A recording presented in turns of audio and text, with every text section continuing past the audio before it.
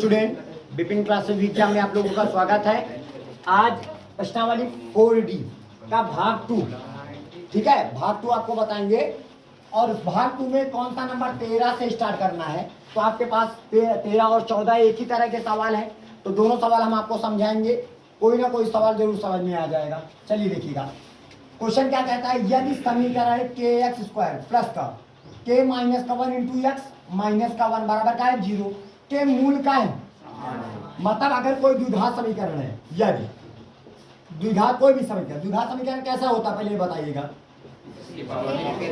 द्विघात समीकरण जो कैसा होता है, ए एक्स स्क्वायर प्लस का बी एक्स प्लस का सी बराबर 0 हो तो, और उसके मूल क्या है, मूल क्या बताया, मूल समान है। तो मूल समान होने का प्रतिबंध क्या होता है, बी स्क्वायर माइनस 4। वेरी, इसका प्रतिबंध होता है बी स्क्वायर माइनस का 4ac बराबर किसके 0, या कह दीजिएगा डी बराबर क्या होता है, विविधकर, विविधकर मान क्या होता है 0, यानी डी का सूत्र क्या होता है बी स्क्वायर माइनस का 4ac बराबर क्या होता है 0।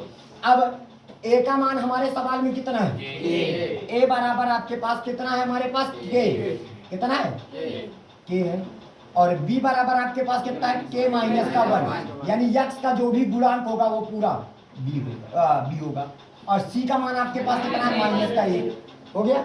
चलिए b की जगह पर हम क्या रखेंगे, k माइनस 1 का माइनस में था, उधर जाएगा प्लस में, तो 4 आ जाएगा, और a की जगह पर कितना रखोगे k, और c की जगह पर कितना रखोगे माइनस का 1। समझ में आया सबको।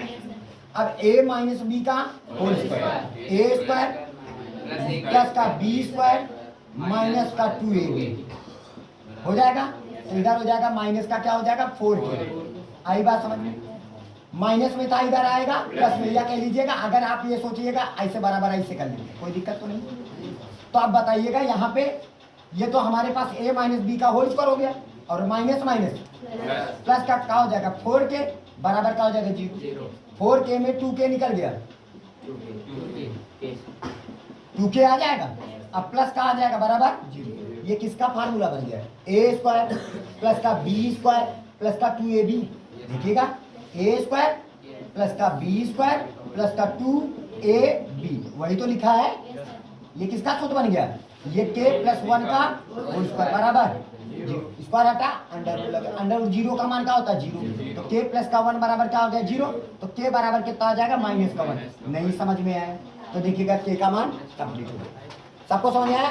चलिए अगला क्वेश्चन ध्यान दे दीजिएगा, यदि द्विघात समीकरण क्या लिखा है 2x स्क्वायर प्लस का kx प्लस का 3 बराबर 0 के मूल का है बराबर हो तो k का मान ज्ञात करिए। अब मूल बराबर होने का प्रतिबंध क्या होता है, मूल बराबर हो तो, या मूल बराबर हो या मूल समान हो तो प्रतिबंध क्या होता है, इसका होता है d बराबर क्या होता है 0, और या कह लीजिएगा बी स्क्वायर माइनस का 4ac बराबर क्या होता है 0, जहां a बराबर कितना है 2। तुलना करेंगे ना इससे, ए एक्स स्क्वायर प्लस का बी एक्स प्लस का सी से, देखो एक्स स्क्वायर एक्स स्क्वायर, ए बराबर कितना है 2, बी बराबर आपके पास कितना है के, और सी बराबर आपके पास कितना है 3। तो आपको क्या करना है, बी की जगह पर कितना रखना है के स्क्वायर हो जाएगा, माइनस का 4 गुणे ए का मान और सी का मान बराबर कितना के स्क्वायर,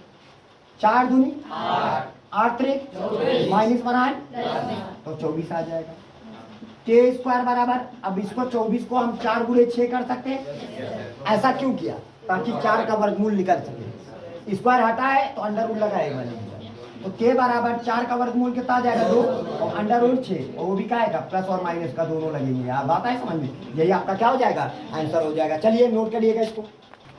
चलिए अब देखिएगा, कहता है अगला क्वेश्चन में, कहता है निम्नलिखित के विविधकर ज्ञात करो। विविधकर का मतलब डी ज्ञात करना है। पहला जो सवाल है देखिएगा 15, 16, 17, 18, 19 पांचों सवाल एक तरह से लगेंगे, तो हम पांचों में से कोई एक सवाल बता देंगे, आप बाकी सब लगा लीजिएगा। अब बताइएगा 15, 16, 17, 18, 19 में कौन सा एक बताया जाए आपको, कौन सा 18। चलिए 18 नंबर कह रहे हैं, चलिए हम 16 नंबर बता देते हैं आपको, 16 थोड़ा सा कठिन है।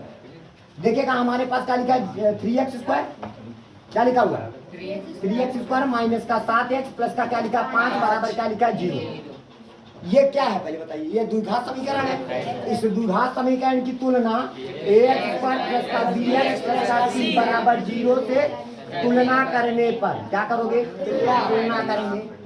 जब तुलना करेंगे तो a बराबर, जहां a बराबर कितना है 3, b बराबर -7 -7 चिन्ह साइड और c बराबर 5। तो आपको ज्ञात क्या करना है? विविधकर ज्ञात करना है। तो आपको पता है विविधकर का फार्मूला क्या होता है? ठीक है, विविधकर को d से डिनोट करा जाता है। इसका सूत्र होता है 20 पर माइनस का 4ac होता है। तो अब बताइए d लिखेंगे, b का मान -7 का होल स्क्वायर माइनस का 4 गुणे a का मान 3 और c का मान 5। तो हमारे पास हो जाएगा 49 आ जाएगा। 4 ताई 12, 12 पंचे 60। तो हमारे पास कितना आ जाएगा? -11 आ जाएगा, जो कि क्या है? ऋणात्मक है। लेकिन हमें विविधकर ज्ञात करना है। ठीक है, तो अगर मूलों की प्रकृति पूछता तो मूल कैसा हो जाता? काल्पनिक। लेकिन विविधकर खाली पूछ रहा है, बस आपको डी का मान ज्ञात करना है। तो डी का मान कितना हुआ? -11। तो अब सभी बच्चे बाकी से सवाल लगा सकते हैं, किसी प्रकार की कोई दिक्कत? नोट करिए। चलिए अब 20वां नंबर क्वेश्चन क्या कहता है? कहता है यदि समीकरण तुम्हारे पास, देखिएगा हल करते हैं। हल कर में समीकरण क्या दिया गया है? देखिएगा समीकरण क्या है। इस समीकरण को अंदर गुणा करेंगे तो क्या हो जाएगा? kx स्क्वायर हो जाएगा। अब kx जाएगा, इनके पास -2 kx आ जाएगा और प्लस का क्या हो जाएगा? 6 बराबर 0। देखिएगा दो बार समीकरण बन गया। अब इसकी तुलना किससे करेंगे? ax स्क्वायर प्लस का bx प्लस का c बराबर 0 से तुलना करने। और जब तुलना करेंगे तो जहां a बराबर आपके पास क्या आ जाएगा? k, b बराबर क्या हो जाएगा? x को छोड़ दीजिएगा x, तो माइनस का क्या हो जाएगा? 2k और c बराबर क्या हो जाएगा? 6। उसने हमसे बताया है कि मूल बराबर है। तो मूल बराबर है, मूल बराबर है तो प्रतिबंध क्या होता है? तो प्रतिबंध हमारे पास हो जाएगा, बोलिएगा बी स्क्वायर माइनस का, या डी बराबर 0 या कह लीजिएगा बी स्क्वायर माइनस का 4ac बराबर 0। ये तो होता है। अब b का मान हमारे पास कितना है? माइनस का 2k का, और या माइनस बनानी है क्या का? प्लस का। तो 4a का मान, c का मान 6, तो -2 का स्क्वायर 4k स्क्वायर आ जाएगा बराबर 6 होगा 24 का हो जाएगा। के एक के से k कैंसिल हो जाएगा, तो 4 गुणे में था बटे में आ जाएगा। तो k बराबर 24/4, 4 6, तो k का मान कितना आ गया? यही हो जाएगा आपका आंसर। आई बात समझ में? चलिए इसे इधर आ जाइएगा। कहता है समीकरण x स्क्वायर माइनस का 6x प्लस का 9 बराबर 0 की मूलों की प्रकृति ज्ञात करो। प्रकृति का मतलब मूल काल्पनिक है कि मूल वास्तविक कैसा है। तो उसके लिए क्या ज्ञात करना होता है? डी का मान ज्ञात करना पड़ेगा, क्योंकि अगर डी पॉजिटिव निकला तो मूल वास्तविक होगा, डी निगेटिव निकला तो मूल काल्पनिक होगा। कैसा होगा वो आपको हमने पहले भाग में आपको बताया है। तो सबसे पहले इसकी तुलना किससे करेंगे? समीकरण ax स्क्वायर प्लस का, या लीजिएगा समीकरण x स्क्वायर माइनस का 6x प्लस का 9 बराबर 0 की तुलना किससे? ax स्क्वायर प्लस का bx प्लस का c बराबर 0 से करने पर। आई बात समझ में? अब बताओ a बराबर कितना है? 1, b बराबर कितना है? माइनस का 6, और c बराबर कितना है? 9। अब क्या ज्ञात करोगे? d, मूलों की प्रकृति के लिए, मूलों की का प्रकृति। तो मूलों की प्रकृति में क्या करा जाता है? D square. देखिएगा डी बराबर क्या होता है? सूत्र डी बराबर बी स्क्वायर माइनस का 4ac। तो डी लिखेंगे बराबर बी का मान -6 का होल स्क्वायर माइनस का 4 गुणे a का मान 1 और c का मान 9, तो -6 का स्क्वायर 36 से कम 36, तो बराबर क्या मिला? तो डी का मान 0 मिल जाता है। देखिएगा हमने क्या बताया था? यदि डी बराबर 0 होता है तो मूल कैसा है? बराबर है। तो यह इसका मतलब मूल कैसा है? मूल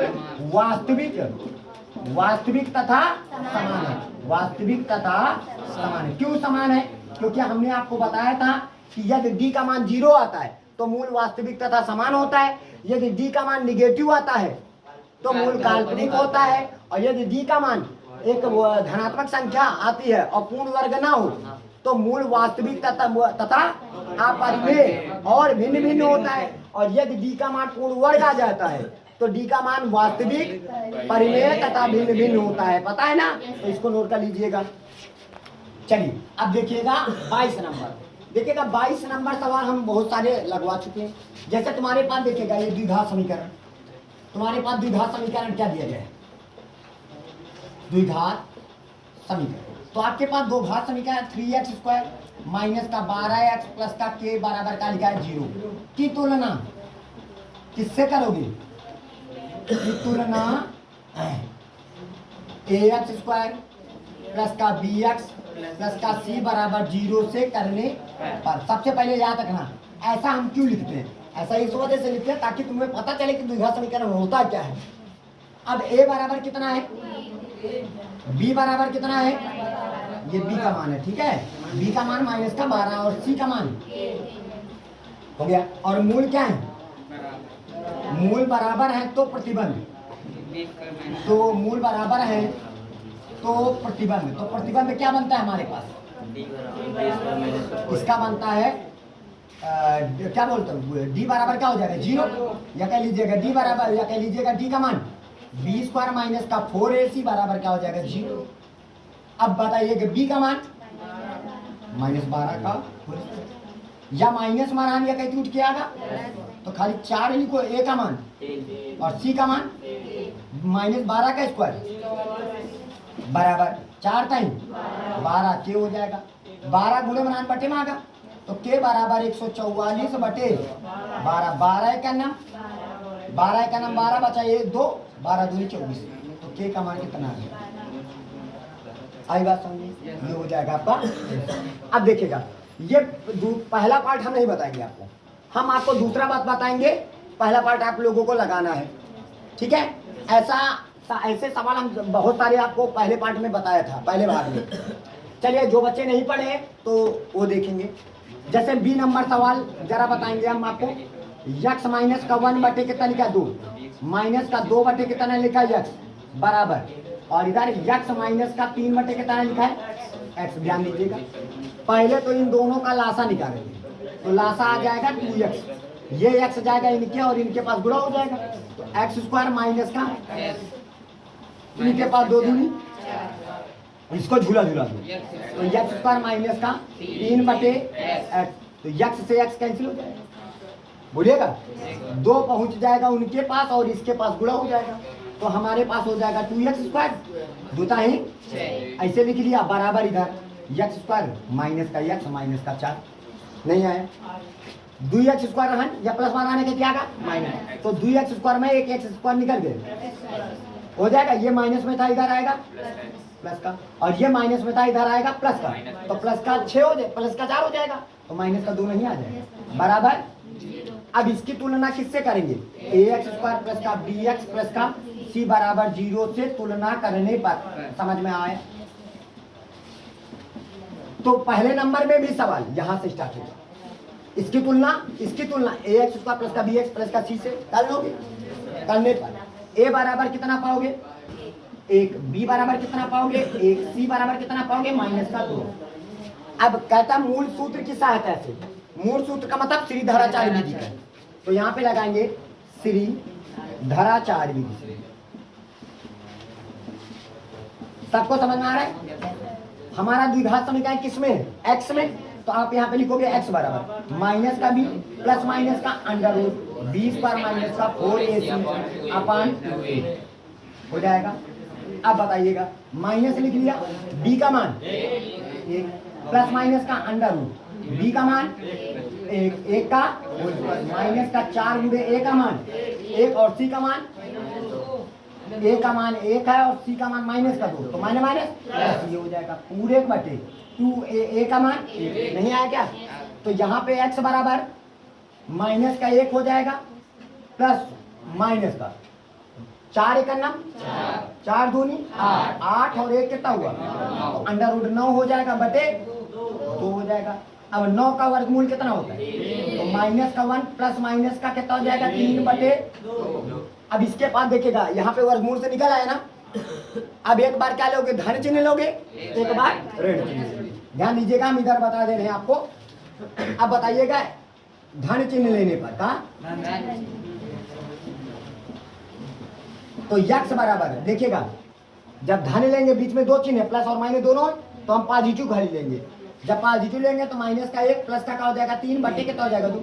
3 में 1 निकल गया 2, तो 2/2, 2 एक नम, तो यक्स बराबर कितना आ जाएगा? 1। और जब ऋण चिन्ह लेंगे